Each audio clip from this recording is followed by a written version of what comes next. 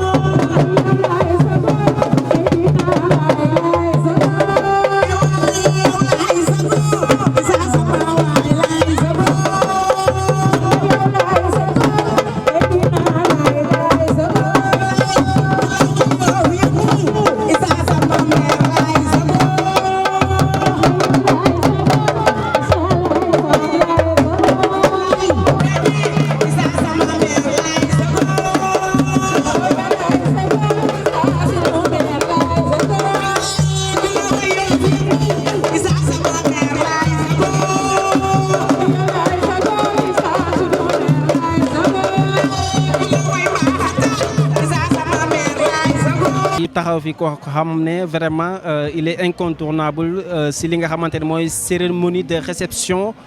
bi nga xamante ne ville de Dakar ñoom ñoo koy amal mais laata loolu dañuy koy bàyyi mu nuyoo mbokku téléspectateur yu Jama TV ñu ngi lay nuyu monsieur di la sant di la gërëm naka tur bi ak noo ñuy présenté ñu mën a xam. waaw salaamaaleykum mbokku téléspectateur yu Jama TV man maa ngi tudd Birame Mbaye Seck nekk chef du bureau des opérations d'urbanisme de la ville de Dakar. nekk au niveau de la direction de développement urbain mi nga xamante ne ñoom ñooy toppatoo wàllu maîtres nageurs yi ak surveillant de baignade yi nga xamante ne ñoo nekk ci plage yi Dakar ñu xam ni Dakar am na 26 plages am nañu 15 qui sont autorisées à la baignade 11 yi nga xamante ne la baignade n'est pas autorisée mais la ville de Dakar surveille toutes ces plages donc plage bu nekk la ville de Dakar yóbbu na fa ay maîtres nageurs ak surveillant de baignade jox leen ay équipement jox leen ay tenues ba pare baignade bi organisé ko de 9h à 19h donc def aussi un système boo xamante ni dañ ko c'est inclusif dañ ko bokk ak les 12 maires ayant une façade maritime ñi nga xamante ni yëpp am nañu tefes communes yooyu yëpp dañ leen associé acteurs yëpp muy le ministère de l'Intérieur à travers la police la gendarmerie les sapeurs-pompiers également les forces armées donc ñëpp daal lañ ci boole mu nekk une gestion intégrée boo xamante ni acteurs yi seq wàllu géej gi ak sécurité alors ñoom ñoo ci nekk di liggéey ngir nit ñi bu ñu ñëwee ci place yi mun ci ñëw ci dans de bonnes conditions waaye mën a delluwaat seen kër ci benn condition bu ñuy sangu aussi ñu sangu ci dans des zones sécurisées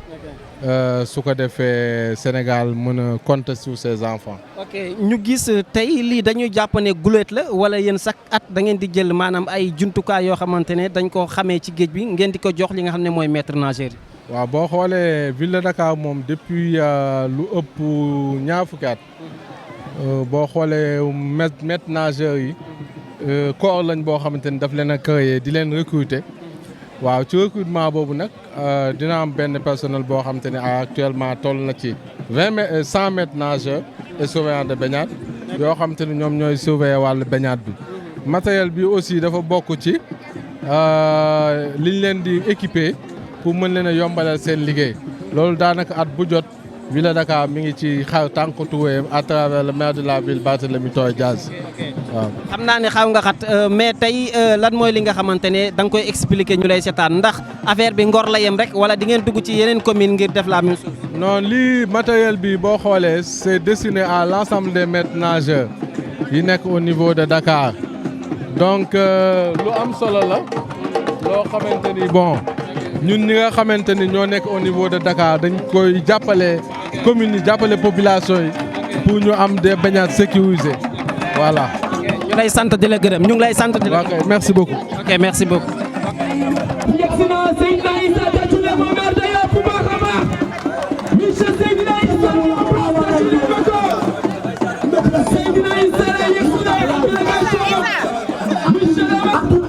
Madame la maire madame la maire boo ñu ko amee ba tey jey na ba ñun mënuñu dara wax leen ak téeméer madame la maire fu ngeen bañ ko amee ba tey wallahi na mënu dara di ko ñëw na bi nga ko tele mit jey na ba ñu ko amee ba tey ñun na mënu dara ak tumi jey na ba fu ngeen bañ ko amee ba tey wallahi na mënu dara ak tumi jey na ba ak tumi madame la maire fu ngeen bañ ko amee ba tey ñun na mënu dara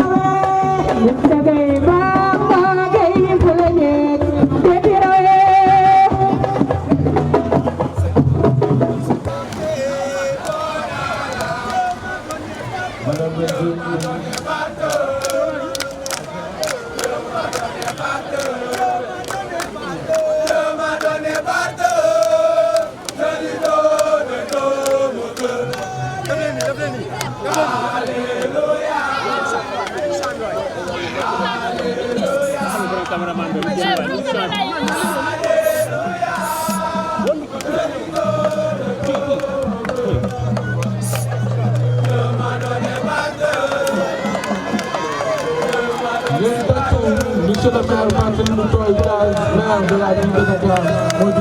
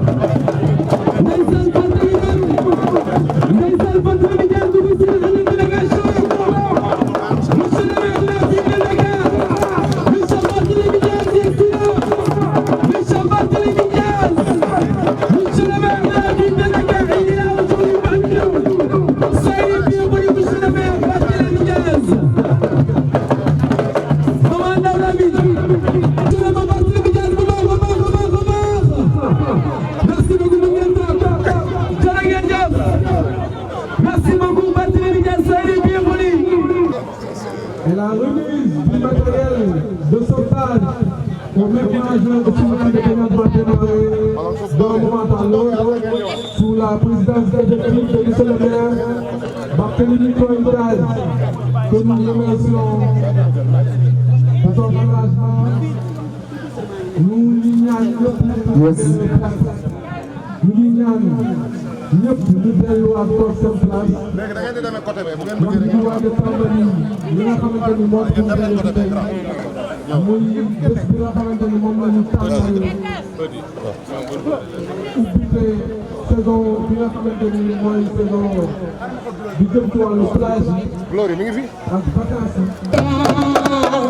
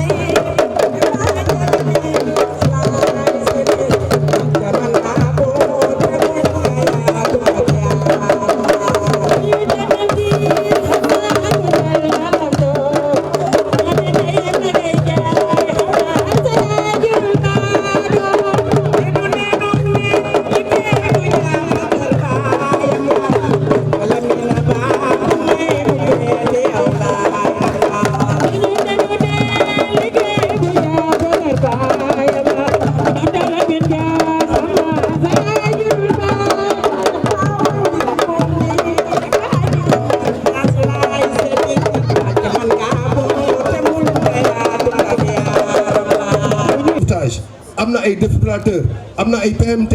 donc ku lim juum bari na loo xam ne mën nañ ko fi lim te buñ ko fi limee je pense que fii la ñuy fanaan donc ñu ngi gërëm bu baax la ville de Dakar di gërëm aussi bu baax la DDU Abdou Birame Diop ak ay collaborateurs am je vous remercie. Salaamaaleykum. Bonjour à tous et à toutes. Aux adjoints du maire de Dakar, monsieur les maires des communes, chers notables du village Songor, maa ngi nuyu ñëpp ci turu conseil municipal bi. di dalal monsieur le maire Barthélémy Toye Dias bi nga xam ne mooy maire Dakar di ko dalal ci këram. maa ngi koy wax sànq rek ne il n'y a pas un seul Dakarois boo xam ne boo ñëwee Ngor doo fi am ay souvenirs notamment la plage Ngor képp ku màggee Dakar rek min nga fii ñu ngi koy dalal di dalal mbooleem ñi mu àndal invité yi fi nekk ñoom ñëpp ñu ngi leen di nuyu di leen dalal. je vais très court ndax waxtu bi sori na kaddu yi monsieur le maire ginnaaw dalal la kaddu sant la ak gërëm la. waaye balaa ñoo sori ci kàddu gi dama lay jottali benn doléance mu jóge ci ñii ñu souhaité monsieur le maire nee nañu ma naa la wax ne ils ont des contrats saisonniers de 6 mois dañu bëggoon monsieur le maire mu nekk ay contrats yoo xam ne day dem at mi yëpp ndax ndëg loolu xel nangu na ko monsieur le maire la plage Ngor day recevoir ay nit toute l'année donc yàlla na jaadu na ñu man fi nekk année bi yëpp ma leen di gërëm di la sant monsieur le maire ci liggéey bu rafet bi nga xam ne ñu ngi ko fiy amee di ñaan itam au nom de tous les maires effectif bi su yokkoo itam monsieur le maire nous sommes preneurs parce que nag ku ñëw Ngor wala nga dem Yoff BCEAO wala nga dem Cambérène gis ne li fay nekk ci ay maîtres nageurs sauveteurs ak li fay nekk ci population ñii suñu yokkee effectif bi les maires vont prendre et Inch'Allah nous sommes preneurs monsieur le maire. Monsieur le maire, je voudrais également rendre hommage à un collègue, un ami, un frère, monsieur Ndiambe Samb. Ngor yàlla def na vous venez ici tous les matins c'est un hôpital à ciel ouvert fii boo ñëwee day am activité aquagym et je pense que c'est le centre d'aquagym en eau libre le plus grand d'Afrique donc loolu fierté la ñun ñi dëkk Ngor muy amee suñu plage monsieur le maire ñuy ñaan nga jàppaleel nu ko bu baax a baax a baax a baax monsieur le maire c'est l'occasion également de rendre un hommage au rassemblement des transporteurs vers l'île de Ngor seen mag ñu ngi foofu maa ngi leen di seen léegi le vieux Liba Seck ak le vieux Samba ñu ngi noonu ci gannaaw c'est le moment de leur rendre un vibrant hommage di féliciter équipe bi ñu àndal ñoom ñëpp monsieur le maire yëg nañ les projets liés à l'aisance aquatique Ngor bu njëkkoon géej bi waa Ngor yi xale yi fi la ñuy jànge fi la ñuy fooye fi la ñuy defee lépp waaye gis nañ ne tey jafe na xale yi ñu mën a am accès ci géej bi ndax wóorutul donc tey bu fekkee y a des projets pour am ay bassins pour mën a dimbali nit ñi ñu jàng fee nous sommes preneurs et may gërëm madame Taye ndax demoon ay tey stade de Ngor pour xool nan lañ mën a aménager foofu parce que ñëpp nag mënatuñu ñëw fii il serait bon ñu dëkk côté Almadies ñu dëkk côté Casino ñu aménager leen ay espace yoo xam ne mën nañ fa jàng fii monsieur le maire les JOJ 2026 activité yëpp yi nga xam ne c'est relatif au surf Ngor lay amee et j'en profite pour féliciter sunu collègue Omar Seye bi nga xam ne il a été élu bu yàggul le président de la Confédération africaine de surf monsieur le maire nous voulons nga accompagner ñu aménager la corniche Almadies pour mën fa def un village de surf et j'en profite pour nuyu une délégation de l'agence sénégalaise de promotion touristique bi nga xam ne àndoon nañu ak commune de Ngor ànd ak la fédération de surf dem El Salvador pour faire du benchmarking xool nan la ñu mën a taxawalee un village de surf à Ngor. Donc monsieur le maire ñu ngi ñaan la ville de Dakar mu accompagner ce projet avec la SPT avec la commune de Ngor mais également avec la fédération de surf. Monsieur le maire am na lu nag bëgg naa ci taxaw rappeler ko Cheikh Djibril wax na ko sànq gis nga ñun bu dee am nañ loo xam ne ñëpp xame nañ ñu mooy ku def lu baax dañ koy wax ku def leneen nag mën nañoo maadu nopp ci waaye ku def lu baax dinañ ko wax ba ñëpp dégg ko je pense que diggante bi nga toogee daaw ak ren ñëw nga Ngor lu bëri nekkul nag parparloo damay bañ Seydina sama kilifa damay bañ Seydina sama kilifa am na mu ko gisee waaye dafa nekk réalité. J'étais avec madame Taye hier dina la defar rapport bi pour andi la ko si projet yi nga xam ne bëgg nañ ko fa. Et le dernier point monsieur le maire bi may jeexalee mooy l'aménagement de la voirie Almadies nga miin ko bu baax dañuy yàgg di am ay besoins pour que leen accompagner ñu defar seen cadre de vie dafa doon jafe les mairies notamment la mairie de Ngor amul les capacités pour mën a def loolu lépp. ñu ngi lay talalaat loxo gis nañ Birahim Ndiaye on a échangé ñu ngi talalaat loxo la ville de Dakar pour mu aménager Ngor aménager notamment Almadies seen rues yi ak ruelles yëpp. monsieur le maire di tëj ci sant la gërëm la di la wax ne suñu mbokk yi suñu frères yi suñu xarit yi contrat yu ma doon wax ñu yóbbu ko at monsieur le maire dama ciy dolli ne bëgg nañ également am na fi ay xale yu ñu formé en sécurité gardiennage bëgg nañ également ñu recruter ci waa Ngor ñu mën a ànd ak sa mbokk yi ak sa collègues yi pour dimbali suñuy doom dimbali suñuy rakk ci wàllu liggéey di wax rek ne plage bi plage u Ngor la plage u Sénégal la di wax ne fi ma taxaw nii maa ngi fi taxawal Yoff ak Wakam ak Cambérène ndax c'est un seul territoire ñu lay gërëm monsieur le maire ma koy seedeel ñëpp ci initiative bi nga am pour accompagner ces maires yi ces communes ndax nag dafa nekk ay communes yu spéciales ñuy gërëm ak ñaanal Pala vraiment notre ami et frère Pala ñu ngi koy ñaanal yàlla suñu borom yàlla na ko yàlla yërëm xaare ko aljana suñu yaay suñu tata bi nga xam ne moom la yàlla dénk ndombu tànk yi yàlla na ko yàlla jàppale di gërëm waa Ngor yëpp di leen sant di leen gërëm di wax rek ne ñun Ngor la ñu am monsieur le maire Ngor mooy sama parti Ngor mooy sama parti Ngor mooy sama parti ku jàppale Ngor monsieur le maire jàppale nga ma merci beaucoup monsieur le maire. Salaamaaleykum ñu ngi nuyu les maires ici présents maires de la commune de Dakar et de la commune de Ngor ñu nuyu toutes les autorités ici présentes et toute la population de Ngor au nom du général de brigade Mamadou Ndoye, commandant la brigade nationale des sapeurs-pompiers, je salue l'acte et l'initiative qu'a pris la commune de doter ces maîtres nageurs du matériel de sauvetage. C'est du matériel nécessaire et indispensable pour la surveillance des plages. Et comme vous le savez, la brigade ne peut que saluer ce geste et demander que ça soit un geste et l'initiative à copier par les autres communes. Là, nous vous remercions vraiment. Et vous, comme vous le savez, le problème majeur qu'on a pendant les périodes de vacances, c'est la surveillance de ces plages. Et comme le font ces maîtres nageurs-là, c'est une belle initiative.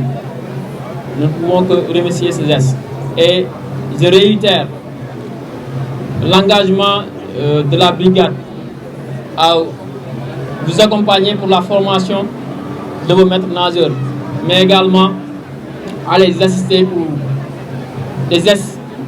techniques. Et sur ce, nous disons encore merci. Merci de nous avoir associés à cette cérémonie. Merci.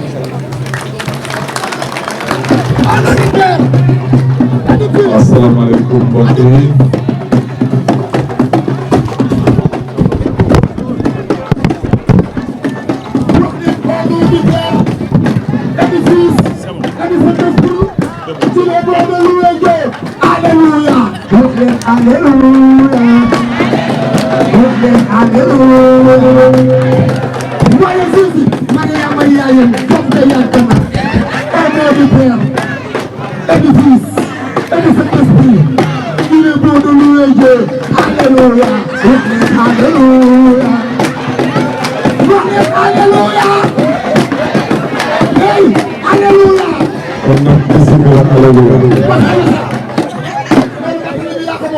Monsieur le maire de la commune de Ngor,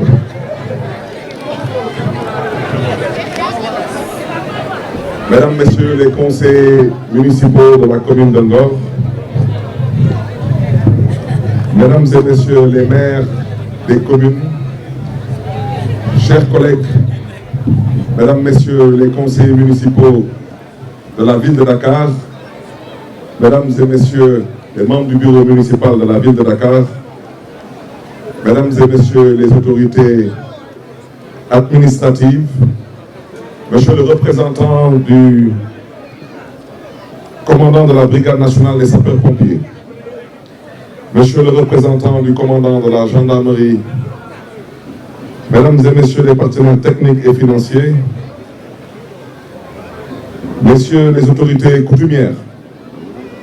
Mesdames et Messieurs en vos grades et titres respectifs, honorables invités. Nous voici réunis comme chaque année en prélude aux grandes vacances scolaires, moment de grandes affluences au niveau de toutes les plages, qu'elles soient autorisées ou interdites. À la baignade, elles sont toutes fréquentées. Personne n'est sans savoir que Dakar est une presqu'île. Elle est ceinturée d'est en ouest par la mer. Jadis, l'un des plus beaux littoraux d'Afrique, jalonnée de baies, de caps, de pointes, d'une petite baie peu profonde qu'on appelle Anse, je veux nommer la mythique et belle plage de Anse-Bernard, dont les travaux de réalisation d'une voie d'accès seront bientôt lancés. Bref, d'une structure littorale diverse dotée d'un écosystème et d'une biodiversité attractive. Dakar reste intimement liée à la mer. Elle en constitue sa frontière occidentale naturelle. Elle est en même temps parmi les rares lieux de loisirs dans une ville capitale du Sénégal, une mégalopole où parfois les fortes densités obligent les jeunes à passer beaucoup de temps dans les plages avec des risques certains. Honorables invités, permettez-moi de rappeler que même si les usagers de nos plages sont exposés à de nombreux risques, la noyade reste le risque le plus dangereux et le plus mortel.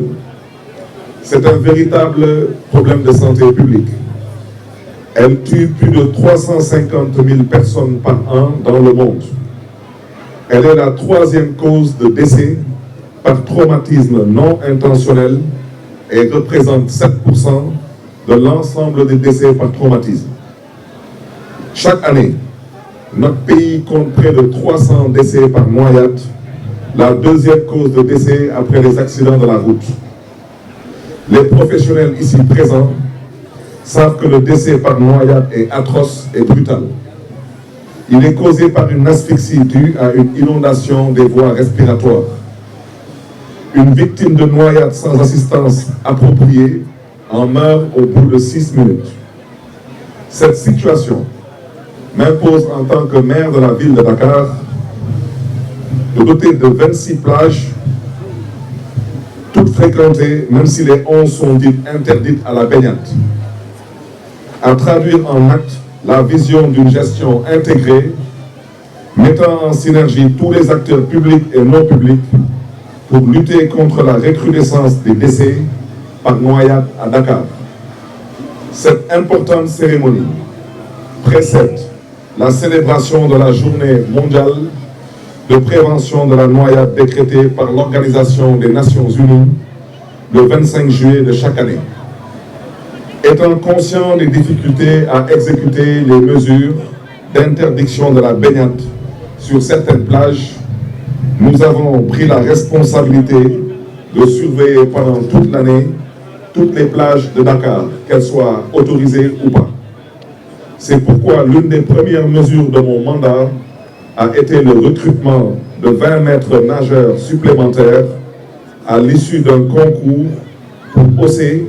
nos effectifs à 100 éléments. Nous comptons doubler cet effectif avant la fin de notre mandat et mettre au moins 2 surveillants permanents par plage. Une mission lourde que nous nous sommes assignés, dont la réussite relève d'une œuvre de participation collective des 12 collectivités territoriales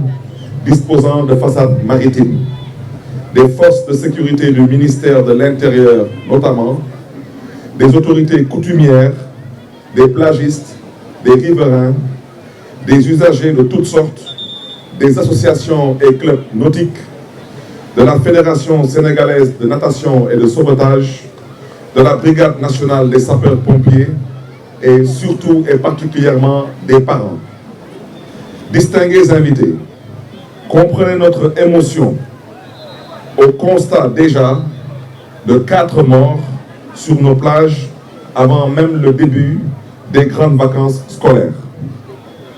Nous présentons nos condoléances les plus sincères à leurs parents et prions pour que Dieu les accueille en son paradis céleste. Nous rappelons par la même occasion au ministre de l'Intérieur que les travaux d'embellissement sur la plage de Koussoum devraient être suivis de fortes mesures de sécurité en collaboration avec la ville de Dakar, qui jusque-là est l'unique garant de la sécurité des usagers dont la présence évite des dizaines de victimes de noyades par jour. La gestion intégrée est celle qui conduit à la synergie et à l'efficacité. Elle transcende les pesanteurs subjectives. C'est la gestion axée sur les résultats.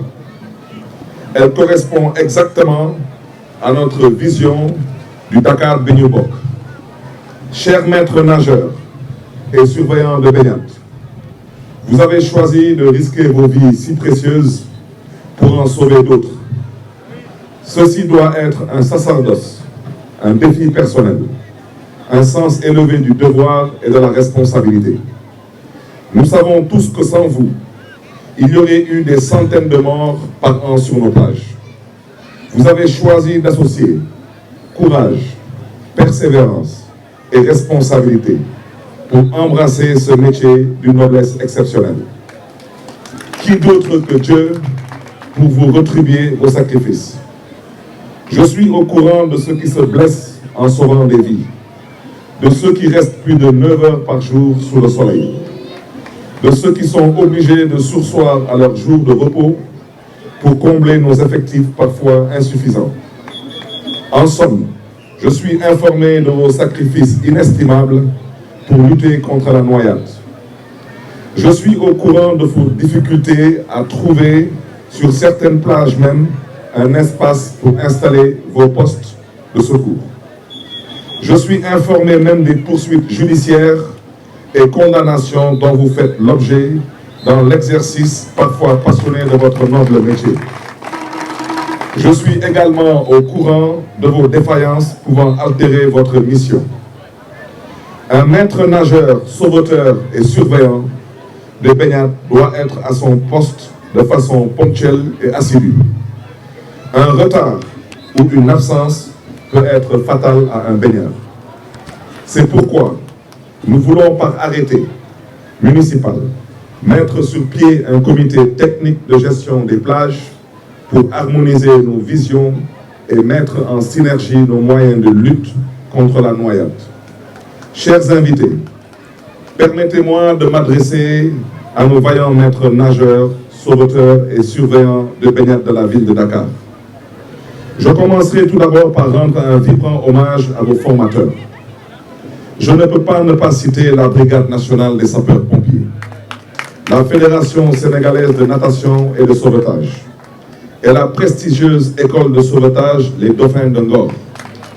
de notre partenaire Niamey Samb, à qui je rends un vibrant hommage ici.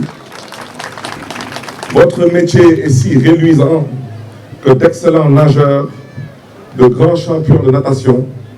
et même des membres de l'équipe nationale acceptent d'être recrutés par la ville de Dakar comme maître nageur. Je pense à Matar Samb de Ngor, de Yaye Diagne de Ngor, de Ndeye Tabara Diagne,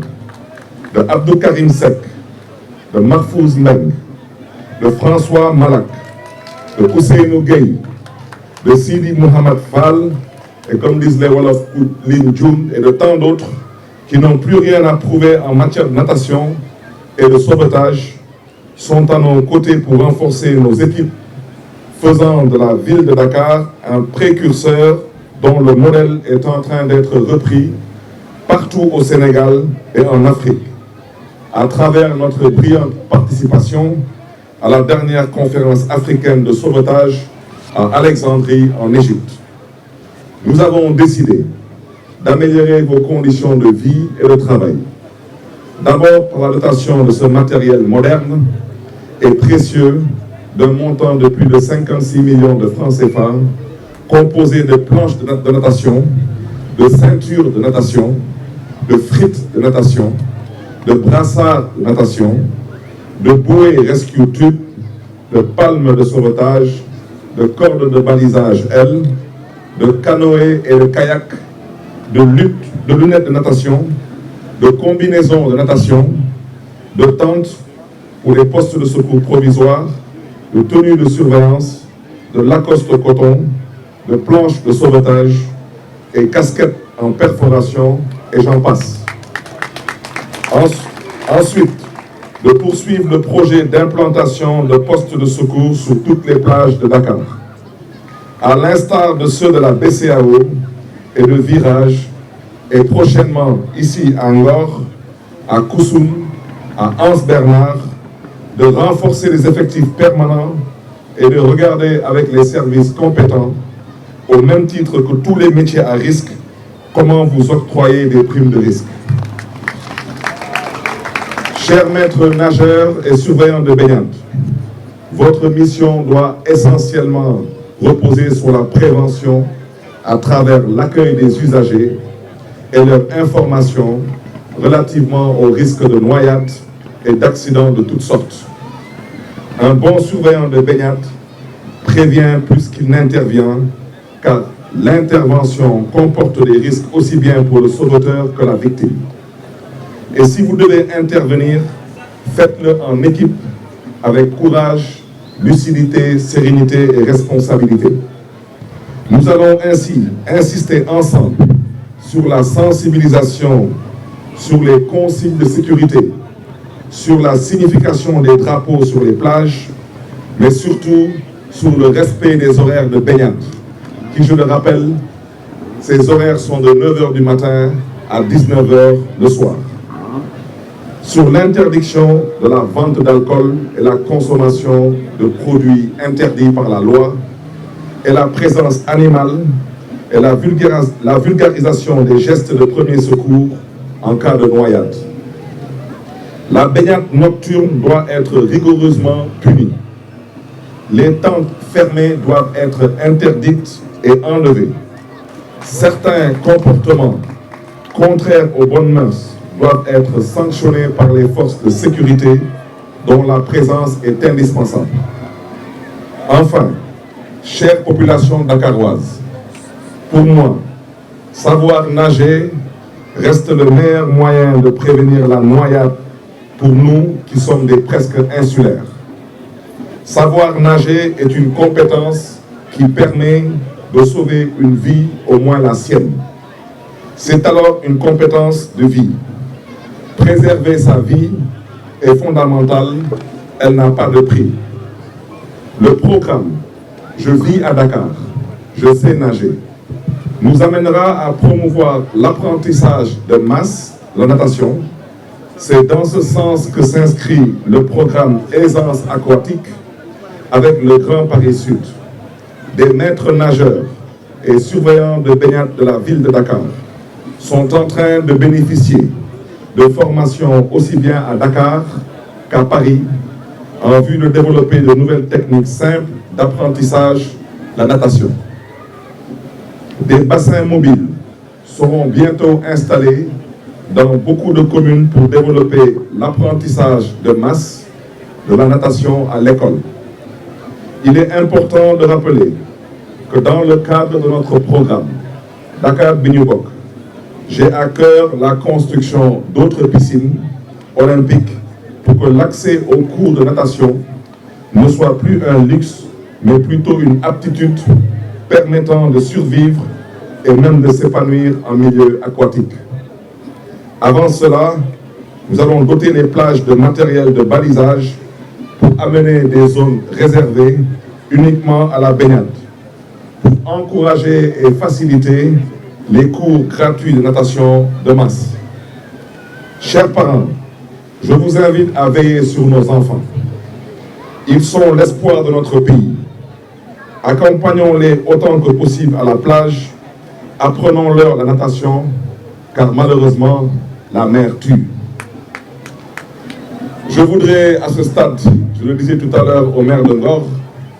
rendre un vibrant hommage à un homme que je ne pourrais peut-être pas reconnaître dans cette foule, parce que quand j'étais jeune, je faisais partie de ces jeunes qui venaient des SICAP pour venir nager ici à Ngor, et je me rappelle de l'époque de la pirogue bleue et de la pirogue verte, et je me rappelle de ce fameux Libas. Alors Libas, je ne sais pas si je peux le reconnaître ici. Vous voyez ce monsieur, il a contribué à notre éducation. Ba ñuy ñëw fii di def lu ngeen xam ne du naka sa noonu daanoon na bokk ci ñu doon ñar. Donc suñu doon ñëw fii Ngor daan nañuy woon ragal police du ñu ragal gendarmerie wante kii dañ ko ragaloon. ponkol la woon njool ci kaw am doole nekkoon nit ku baax nag mais doon ñu teg ci yoon libaas yàlla boo am pay na la yàlla fay sa xol sa taxawaay ak lépp lu nga liggéeyal ndawu Ndakaaru yi su ma juumloon c'était la pirogue bleue il y avait la pirogue verte c'était Samba ou Momar voilà vous voyez moo tax mu ne ku juddoo Dakar yaroo Dakar di nga xam ngor wallaay jërë ngeen jëf bokk ngeen ci ñu yar maa ngi fàttaliku ba ñuy bàyyeeku Sicap di ñëw fii dañu doon ñëw di indaale 100 francs dañuy fay car rapide Bourguiba ba fii mooy 50 francs aller 50 francs retour pirogue bi dañ ko doon traversé su ma juumee tamit amoon na un arrêt au milieu wante Ousseyn yi xaw nañ ma dajji fi tamit Ousseyn yi parce que amuñu woon passe pour fay pirogue wala passe bi dañ ko doon jël pour yóbbu ko jënd sandwich c'était ça le plaisir de l'île de Ngor donc ces gens-là ont grandement contribué à ce que nous sommes devenus ba ñuy doon ay tout temps on n'avait pas les moyens de partir à la piscine fii moo nekkoon suñu piscine fii moo nekkoon suñu grandes vacances fii moo nekkoon suñu àjjana donc wax dëgg yàlla ñii yàlla na leen yàlla fay seen xol ak yàlla na leen yàlla fay lépp lu ñu liggéeyal Dakar Dakaroises, Dakarois, que Dieu vous garde, que Dieu vous bénisse, que Dieu par sa miséricorde qu'il bénisse nos plages et surtout qu'il veille sur nos enfants pour cet été et les étés à venir. Je vous remercie de votre aimable attention et vous souhaite une excellente soirée et un très bon week-end. Merci beaucoup, monsieur le maire. Vous allez procéder à une remise symbolique. Remise symbolique bi fii la. Tàccu leen ko bu baax a baax. Tàccu leen. Merci beaucoup, monsieur le maire. Jërëjëf, monsieur le maire Barthélémy Diaz. Merci beaucoup, monsieur le maire de la ville de Dakar. Remise symbolique bi, nous appelons monsieur Ousseynou Gueye, chef de poste de Ngor. Monsieur Ousseynou Gueye pour une remise symbolique avec le maire de la ville de Dakar. Monsieur Barthélémy Diaz. Monsieur le maire, nous rappelons que ça rentre dans le cadre du schéma directeur d'aménagement et de gestion intégrée des plages que la ville de Dakar. Merci beaucoup. Jërëjëf, monsieur le maire. Njëkk leen ñëw Solange Keita pour une remise symbolique.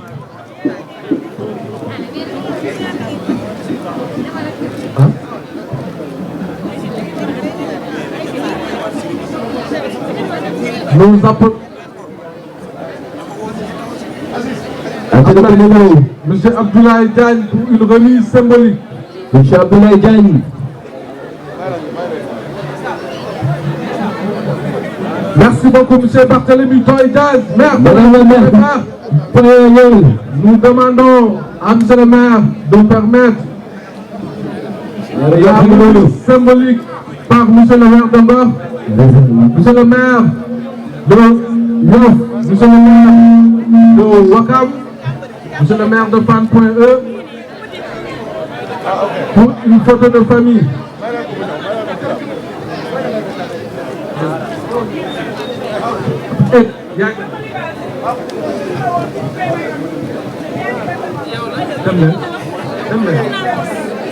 Monsieur Abdou Birahim Diop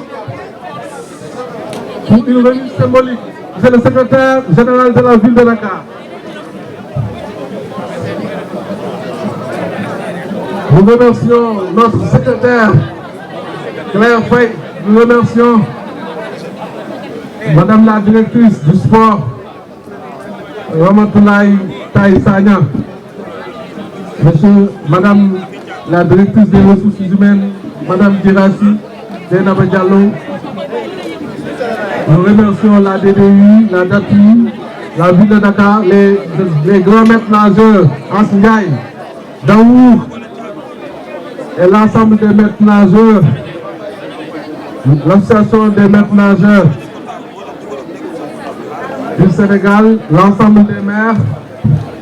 les maîtres nageurs, la brigade nationale des sapeurs-pompiers, Madame la maire la gendarmerie, les volontaires de la ville de Dakar, Monsieur le commandant Dieng et ses collaborateurs, Monsieur Matar, l'ensemble des volontaires de la ville de Dakar. Les animatrices. Oui.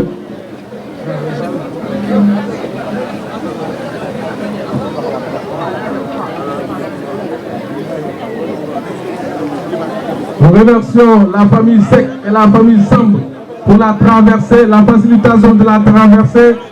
de la baie à Lille.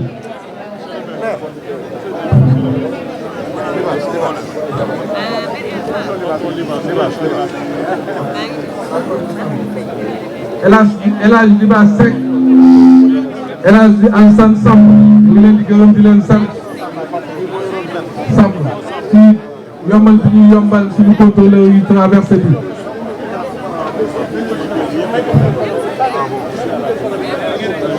Nous remercions nos chers collègues Pape Sarr, Babacar Ndour, Koumba Dia.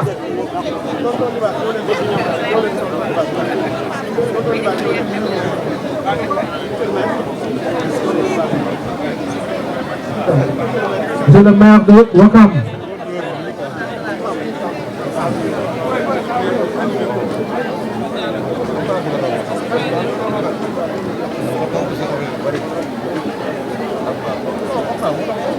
Monsieur Issa Laye Samb, maire de Yoff.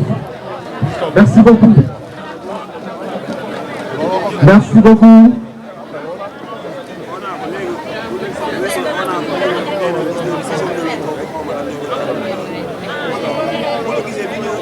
Merci beaucoup. Donc, sous la direction de M. Abdou Birahim Diop,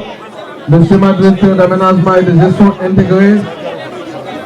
prévoit l'implantation de postes de secours, prévoit également la dotation de matériel, l'équipement des maîtres nageurs, la formation, l'aménagement des plages, l'accès des plages. Nous remercions la piscine olympique, Madame la directrice de la piscine olympique, pour une remise symbolique.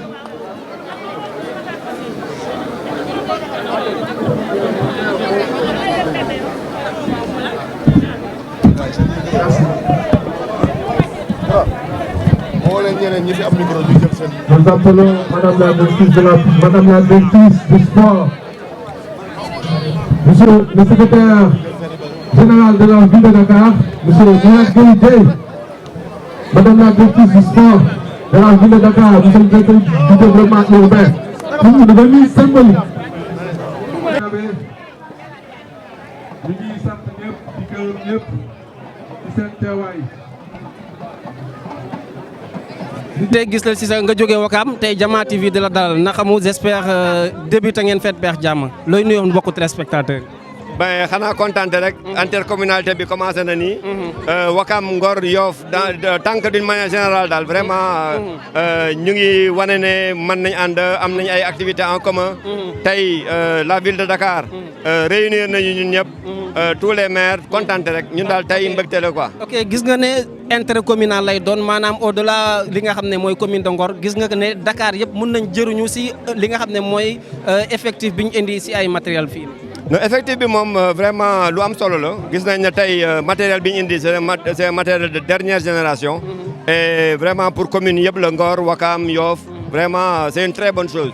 Ngor lañ ko defee tey bu suba am na yeneen activités yu am Ouakam gannaaw suba mu am yeneen activités yu am Ngor te loolu rek la ñuy ñaan ñun ñëpp benn lañ donc tey c'est normal vraiment ñun ñëpp ñu ñëw taxaw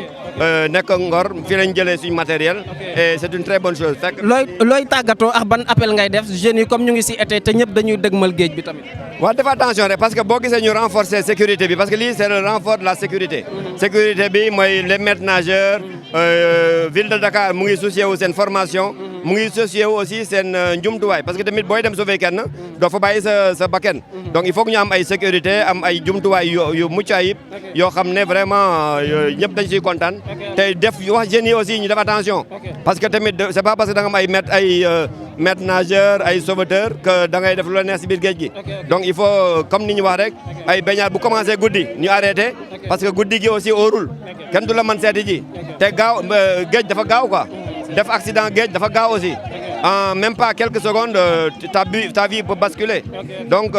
il faut que ñu def attention daal. am na ay yoo xam ne c'est pas parce que dañu am ay matériel que lu ne mën nañ ko def donc il faut ñu def attention daal. la maire Jama TV ñu ngi lay gërëm. mais Jama TV maa ngi leen gërëm bu baax merci beaucoup. ban mbégte nga amoon ñëw nekk ak monsieur le maire ànd ak moom ngeen indi benn effectif bu garaaw ci ay matériel ban pressentiment nga ci am. non présentement bi ma am Jama TV am na si wàll parce que dëgg rek laay wax parce que ñoom Jama TV dafa def benn émission mu def benn émission ak maître nageur bi bu Ngor waa Jama TV yónnee ma ko bi ma ko yónnee nag ma yónnee film bi enregistrement bi Pathé moom mooy assuré woon intérim mu maire bu mu demee États-Unis moom mu visionné ko ne ma mais tiens ñu jëndaloon nañ ne matériel ba pare man kon nag nañ ko yóbbu le plus rapidement possible en attendant loolu kon ñoom ñi maître nageur bi waa Jama TV bi am nañ si part de responsabilité man je suis le maire chargé du sport yaa ngi dégg te ñoom it samay doom lañ samay xarit lañ parce que daje nañ si yeneen formation yoo xam ne moom mi bokk nañ ko ñu formé maa ko jox keroog diplôme si formation bi xam ne Barthélemy mu ngi ko doon def ba tey am na beneen formation boo xam ne mu ngi si biir école camp ñuy formé ay doomi Wakaam a ngi si ay doomi Dakar doomi Sénégal yëpp a ngi fa Barth di leen formé si biir école camp Wakaam ñun noonu lañ fi nekkee Barth mu wax ku yëg dëgg yàlla kuy wax ne xam ne liggéey la gëm. dañoo gis képp ku yëkkati micro tudd la loolu day wane ne lépp luy sport ak natation mënuñ leen ñàkk a méngale. mais man si loolu laay dund man sportif laa je suis une ancienne basketteuse de l'union sportive de Ouakam nekk présidente union sportive de Ouakam basket ba pare dund si biir fédération sénégalaise de basket kon léegi man mënuma lu def lu dund bu dimbali képp kuy def sport ak ñi sport la ñuy def ba pare en tant que infirmière tam man ñun dama si dund di xool na ne sauver des vies ñii loolu la ñuy def ma gis sam bopp na moo tax affaire bi gaaw boo leen gisee affaire bi du mu gaawee ni am na ñoo xam ne bari yëgul neen Jama TV si la bokk mais moom mi tam am na si part de responsabilité yaa ngi dégg kon nag dama leen si félicité wax naa ko bi ma yónnee audio bi dama nekk le plus rapidement possible man gis naa matériel bi ñu jënd dinañ leen ko indi te xool loolu amul sax su sa presque si une semaine lay toll quand même nga xam ne kon bu ñun pare woon nañ démb bi tey laataa ñëw bëgguñu nag ñoom ñu politique ñun soxlaa leen ñu politique parce que ñun suñu politique ñoom antenne ñoom mënuñu boole di CVD bi di politique dégg naa ko si ay waxam ñun soxlaa ñu leen pour ñu politique mais li ñu leen solo c'est sauver des vies te dinañ ko def incha allah. Jama TV ñu ngi lay gërëm. je félicite Jama TV encore une fois beneen interview. ok léegi vraiment ñu lay nuyu vraiment di la sant tey lan mooy li nga xamante ne moom mooy sa mot de fin bi nga xam ne da nga koy yëkkati gannaaw li nga xam ne jot na fi xew. waaw dellu rek di kontaanaat bu baax a baax parce que li mbégte la pour ñun parce que tey jii nga war a sauver ay vie amuloo jumtukaay day xaw a métti kon tey bu ñu demee ba andil la jumtukaay yoo xam ne pour nga sauver nit c'est facile non dañuy yombal sa liggéey foofu kon ñun dañuy delluwaat santaat monsieur le maire santaat leen yéen ñii man moom wax dëgg neex yàlla man jàpp naa leen yéen waa Jama mais dootuma leen bàyyi parce que lii nii yëpp bokk ngeen si ñi ngi xamante ne moo tax mu taxaw parce que dégg ngeen léegi si biir wax bi ñu tegee nee ne jëndoon nañ matériel bi mais ñu ngi ko tegoon mais da ngeen ñëw ñu am benn interview bu ñu def rek première pas ñu génn matériel bi kon damay wax ne yéen yéex ngeen ñëw def interview dama leen siy santaat di leen gërëm di waxaat ne dañoo kontaan daal di feddaliwaat suñu. tey bu amee des insuffisances loo xamante ne gis nga ne des na ci wàll mi pour ñu yokk ko mooy lan lay doon. waaw man moom li ma gën a bëgg pour ñu yokk ko mooy suñu salaire Sénégal moom ku nekk xam na salaire Sénégal mais au moins ñu yokk ko ba mu tolloo ak salaire yoo xam ne di nga si mën a yor sa kër yor si sa famille. parce que salaire de base Sénégal ku nekk xam na ñaata la bu ñu yokkalee suñu salaire dolli ñu effectif embauché nañ ñu embauché suñu ay personnel parce que vacances du été rek léegi vacances yi toute l'année la sedd bi yëpp day plage yi day am nit kon nañ ñu yokk naa fort parce que tey bu été bi jeexee benn permanent mooy nekk si plage tey boo amee fooy dem kan ngay bàyyi si plage munul nekk mais nañu am ñaari permanent ñetta ba ñeenta ba juróom si plage yi comme ça kuy dem dina fa mën a bàyyi ñenn moom mu dem mais benn permanent rek si plage moom wax dëgg neex yàlla ñun moom ànduñu si te bugguñu ko parce que chaque jour da lay tere nga dox say soxla di dem seeti ji sa ay mbokk te nit fooy liggéey war nga mën a dem di seeti ji sa ay mbokk nga am dëj dem am ngénte dem nit xaar la mu leer ne yow ki la xaar nii sa permanent la sa moroom la mais foo dem yow sa xel day dal mais tey permanent il man maa fa nekk bu ma fa nekkul sama xel du dal parce que du ma xam ku ma fay bàyyi kon nañ ñu embauché nañ ñu embauché monsieur le maire geste bi nga def nii rafet na trop ñu ngi siy kontaan di si bég mais nag embauché ñu nga yokkul ñu salaire yi waaw. ñu ngi lay gërëm di la sànq tey du ñu pare nag tey ki nga xam ne mooy Sister deful collectif parce que mun nañu wax ne grâce à sa présence et l' émission Nous dans Nous def na si ay jéego ba tax na ñu fa tey lan mooy doon sa mot de la fin yoo xamante ne gis nga ne def nañ ko ci ay jéego et lan ngay féliciter li nga xamante ne moom la ville de Dakar def. waaw man de dama kontaan rek am satisfaction bu baax parce que tey jii li tax ma am fierté ci loolu dama ñëw fii xëy na mën na am mu tombé waaye ci man la tombé ñuy wax seen problème donc ma jël problème bi yóbbu ko fi mu war a jaar donc ba ñu am si ay satisfaction malgré que nag ñun niñ ko bëggee woon amewuñu ko woon noonu parce que franchement nit bu defee dara lu baax au moins mën nga ko saluer ba ñëpp xam ne wax dëgg yàlla dugal na si ay jéego mais loolu tamit duñ ko mitit lu parce que li ñu bëggoon mooy ñoom ñu satisfaire leen te def nañ ko te jóge na au moins ci ñun même bu dee jënd nañ seen matériel teg ko joxewuñu ko ba émission bi ñëw def li mu war a def donc ñu yëkkati affaire yi def ko jox ko ñi ko moom kontante la pour man fierté bu rëy la fierté bu rëy la donc di ñaan yàlla rek yeneen ak yeneen topp ci ñuy kontaan bu baax rek parce que nii la rek lii ñun askan bi rek lañ fi nekkal donc looloo waraloon suñuy tànk fii tey bi ñu jotaatee matériel yi ñu ñëwaat ba fii aussi wane ni comme jot nañ ko comme ñoo doon jooy ni jotuñu biñ ko jotee dañoo war a ñëwaat ba fii wan askan wépp ni ñoom liñ doon jooy jox nañ leen ko loolu moo doon suñ teewaay fii. ok Sister ñuy kontaan lu nuyoo tàggoo kon dañ leen di jox dig daje ba beneen yoon ci été bi nga xam ne on va faire le tour des places pour wan leen lépp lu jëm ci wàllum baignade bee consort ñu ngi leen di jox dig daje ba beneen yoon incha allahu rabbi kontaan nañ bu baax.